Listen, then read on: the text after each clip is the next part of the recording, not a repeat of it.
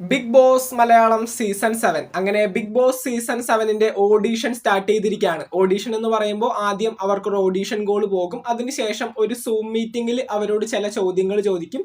അതിനകത്ത് അവരുടെ ആ ഒരു ഇന്ററാക്ഷനും അതുപോലെ തന്നെ ഇവർ ചോദിക്കുന്ന ചോദ്യങ്ങൾക്ക് അവർ റെസ്പോണ്ട് ചെയ്യുന്നത് എങ്ങനെയാണെന്നൊക്കെ നോക്കിയിട്ടായിരിക്കും അതിൽ നിന്ന് സെലക്ട് ആയിട്ട് നേരിട്ടുള്ള ഇന്റർവ്യൂയിലേക്ക് പോകുന്നത്. എന്തൊക്കെയാണെങ്കിലും ഒരുപാട് നാളത്തെ കാത്തിരിപ്പിന് ശേഷമാണ് ഇപ്പോൾ ഓഡീഷൻ സ്റ്റാർട്ട് ചെയ്തിരിക്കുന്നത്. സാധാരണ രീതിയിൽ 1 മുതൽ 6 സീസണുകൾ വരെ നമ്മൾ എടുത്തു നോക്കിയിട്ടുണ്ടെങ്കിൽ ഒരു ഫെബ്രുവരി അവസാന മാസത്തോടനുബന്ധിച്ചുകൊണ്ട് ബിഗ് ബോസ് സ്റ്റാർട്ട് ചെയ്യാൻ വേണ്ടി ഏകദേശം ഒക്ടോബർ മാസം അവസാനത്തോടു കൂടി ഓഡിഷനും കാര്യങ്ങളൊക്കെ സ്റ്റാർട്ട് ചെയ്യാറുണ്ട്. ഇതിപ്പോ ഇയർ എൻഡിങ് ആയിട്ടുള്ള ഡിസംബർ മാസം ഫസ്റ്റ് വീക്കായി ഇപ്പോൾ ഈ പറയുന്ന ഓഡിഷനും കാര്യങ്ങളൊക്കെ സ്റ്റാർട്ട് ചെയ്ത് വന്നത്.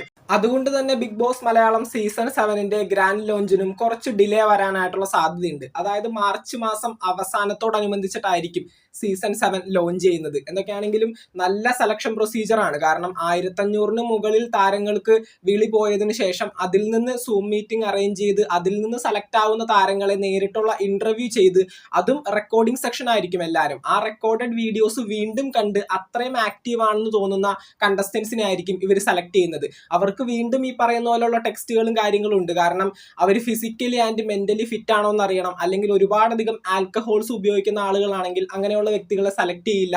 അതുപോലെ തന്നെ പല കാറ്റഗറിയിൽ നിന്നും ഇത്തരത്തിലുള്ള താരങ്ങളെ കണ്ടെടുക്കേണ്ടതുണ്ട്. അതായത് ഈ പറയുന്ന പോലെ ബോഡി ബിൽഡേഴ്സ്, ട്രാൻസ് കമ്മ്യൂണിറ്റിയിൽ നിന്ന് എത്തുന്നവർ, സിനിമ, സീരിയല്, ഈ പറയുന്ന യൂട്യൂബേഴ്സ്, ഇൻസ്റ്റഗ്രാം ഇൻഫ്ലുവൻസേഴ്സ്, അത്തരത്തിലുള്ള പലരെയും ഇങ്ങനെ കണ്ടുപിടിച്ച് ഓരോ മേഖലയിൽ നിന്നും പല പല വ്യക്തികളെ എത്തിക്കേണ്ടതുണ്ട്.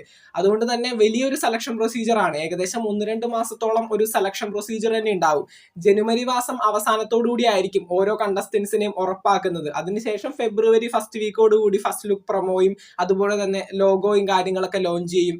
പിന്നീട് ഈ പറയുന്ന മാർച്ച് മാസം ഫസ്റ്റ് വീക്കോട് കൂടി ആയിരിക്കും ഈ പറയുന്ന ബിഗ് ബോസിന്റെ അണിയറ പ്രവർത്തകരെല്ലാം ആക്റ്റീവായി തുടങ്ങുന്നത്. സീസൺ ഒരു സെക്കൻഡ് വീക്ക് തേർഡ് വീക്ക് ആകുമ്പോഴേക്കും സ്റ്റാർട്ട് ചെയ്യുന്നതുമായിരിക്കും. അപ്പൊ തീർച്ചയായിട്ടും ഇനിയുള്ള അപ്ഡേറ്റുകളെല്ലാം നമുക്ക് വളരെ പെട്ടെന്ന് കിട്ടാനായിട്ടുള്ള സാധ്യതയുണ്ട്. കാരണം ഓരോ കണ്ടസ്റ്റൻസിനും ഇപ്പോൾ ഓഡീഷൻ കോളും കാര്യങ്ങളൊക്കെ പോയതായിട്ട് അറിയുന്നു. ഇപ്പോൾ ഓഡീഷൻ തുടങ്ങിയിട്ട് ഒരു 3 ദിവസമായതായിട്ടാണ് പറയാൻ പറ്റുന്നത്. അപ്പോൾ തീർച്ചയായിട്ടും ഒരു 10-20 പേർക്ക് ഇപ്പോൾ ഓഡീഷൻ കോളും കാര്യങ്ങളൊക്കെ പോയിട്ടുണ്ടാകും.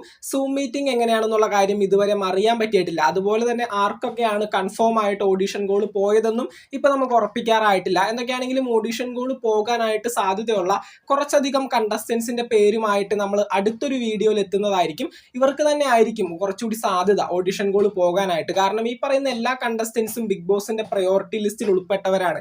കാരണം ഇവർ മുൻ സീസണുകളിൽ വിളിച്ചവരും അതുപോലെ തന്നെ മുൻ സീസണുകളുടെ ഇന്റർവ്യൂസും കാര്യങ്ങളൊക്കെ അറ്റൻഡ് ചെയ്തവരും അതുപോലെ തന്നെ ഏഷ്യാനെറ്റിലെ താരങ്ങളും എല്ലാവർക്കും ഈ കൊല്ലവും ഓഡീഷൻ കോൾ പോകാനായിട്ടുള്ള സാധ്യതയുണ്ട്.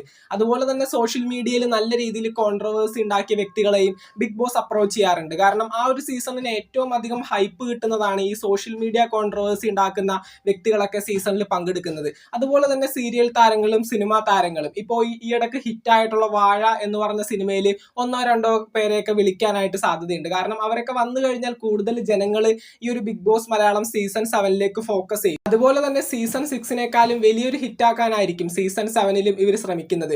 സീസൺ 6 ആയിരുന്നു ഈ കഴിഞ്ഞ 6 സീസണുകൾ എടുത്തു നോക്കുമ്പോൾ ഏറ്റവും അധികം TRP റേറ്റിംഗ് ബിഗ് ബോസിന് ഉണ്ടാക്കി കൊടുത്തത്. അതുകൊണ്ട് തന്നെ സീസൺ 7 അതിലും കുറച്ചുകൂടി ഒരുപടി മുകളിൽ നിൽക്കുന്ന രീതിയിൽ കൊണ്ടുവരാനായിരിക്കും ബിഗ് ബോസിന്റെ ക്രൂ മെമ്പേഴ്സ് മാക്സിമം ശ്രമിക്കുന്നത്. അതിന് പറ്റിയ കണ്ടസ്റ്റൻസിനെയും അവർ നല്ല രീതിയിൽ കണ്ടുപിടിക്കുന്നതായിരിക്കും. അപ്പൊ എന്തൊക്കെയാണെങ്കിലും 10,500 കണ്ടസ്റ്റൻസിന് മുകളിൽ ഓഡിഷൻ കോൾ പോയിട്ട് അതിൽ നിന്ന് വളരെ മൈന്യൂട്ട് ആയിട്ട് സെലക്ട് ചെയ്ത 20 പേരായിരിക്കും ബിഗ് ബോസിൽ ഫസ്റ്റ് ഡേ എത്താൻ പോകുന്നത്. അപ്പോൾ അവരാരൊക്കെയാണെന്ന് നമുക്ക് നോക്കാം. എന്തൊക്കെയാണെങ്കിലും അങ്ങനെ ഒരു വീഡിയോ നമ്മൾ അപ്ലോഡ് ചെയ്യുന്നതായിരിക്കും. ബിഗ് ബോസ് മലയാളത്തിന്റെ പുതുപുത്തൻ വിശേഷങ്ങൾക്കായിട്ട് ചാനൽ ഇതുവരെ സബ്സ്ക്രൈബ് ചെയ്യാത്തവർ തീർച്ചയായിട്ടും ഒന്ന് സബ്സ്ക്രൈബ് ചെയ്ത് സപ്പോർട്ട് ചെയ്യുക. വീഡിയോ ലൈക്ക് ചെയ്ത് കാണുന്നവർ ഒന്ന് ലൈക്കും കൂടി ചെയ്തേക്കാം. നിങ്ങളുടെ വിലയേറിയ അഭിപ്രായങ്ങൾ താഴെ കമന്റുകളായിട്ട് അറിയിക്കുക. നമുക്ക് മറ്റൊരു വീഡിയോ കാണാം. താങ്ക്